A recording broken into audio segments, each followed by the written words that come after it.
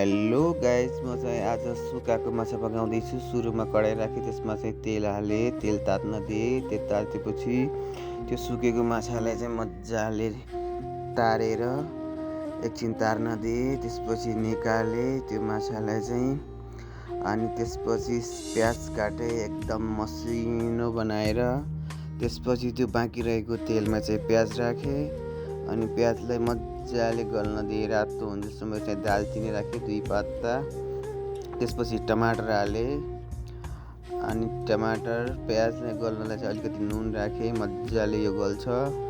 त्यसमा चाहिँ अब मैले मसला बनाएर राखेको थिएँ, यो मसला पनि त्यसमा राखेँ।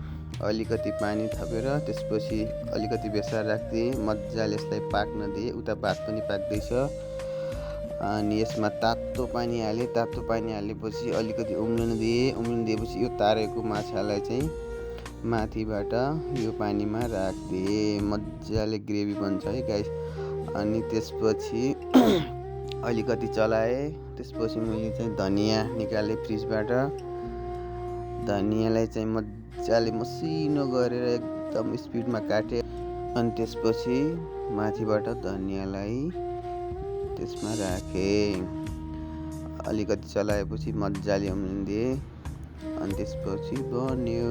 अनि भातसँग माछा खाइयो गाइस।